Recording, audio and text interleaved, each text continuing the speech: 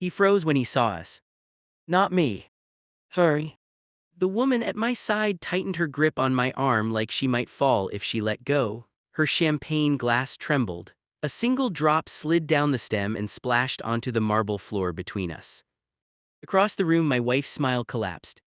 Color drained from her face so fast it looked rehearsed. Her eyes flicked from me to the woman beside me, then past us toward the man she'd arrived with. Her lover. I felt it then. That quiet electric moment when the trap finally snaps shut. No shouting. No drama. Just silence screaming louder than any confession ever could. I leaned closer to the woman on my arm and whispered, "Stay calm, let them come apart on their own." She nodded, eyes glossy. She already knew who I was.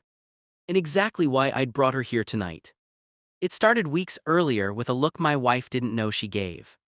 We were at dinner, candlelight, routine laughter. She checked her phone and smiled, not the polite one she gave me, but something softer, private, intimate. She caught me watching. The smile vanished. "I think I'm done," she said quickly, slipping the phone away.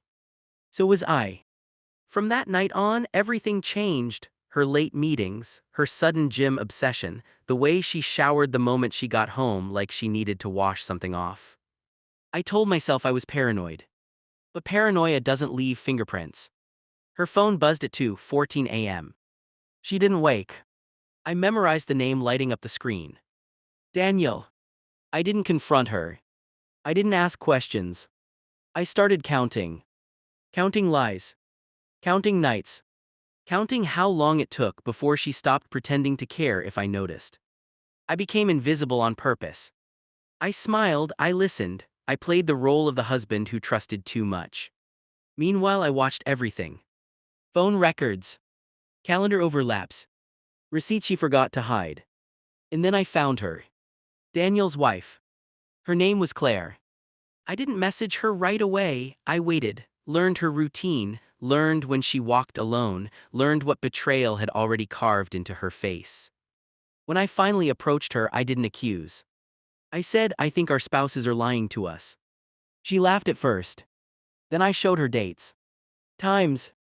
Photos taken from angles neither of us should have recognized. Her laugh broke in half. We sat in silence for a long time after that. Two strangers connected by the same wound. The truth arrived quietly. A shared cloud folder, hotel bookings, messages saved by accident, not passion. "I love you" typed with the same fingers that touched my face every night. When I handed my wife a printed message one evening, I didn't raise my voice. I just asked, "Is Daniel worth it?" She didn't answer. She cried. That was confirmation enough.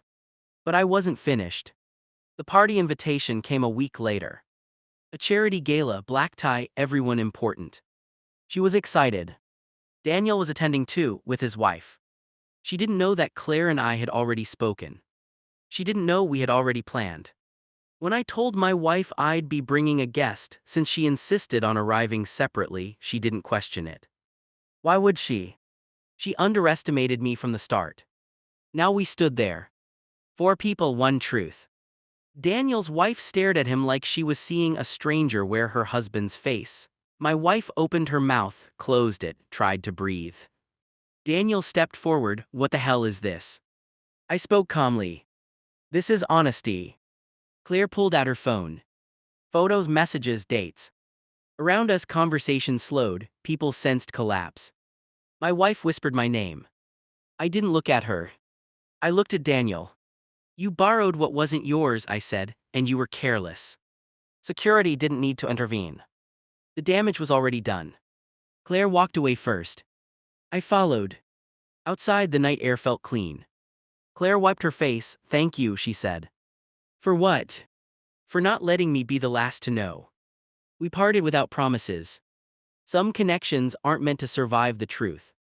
I didn't go home that night. My wife texted, called, begged. I blocked the number. Betrayal doesn't deserve a conversation. It deserves an ending.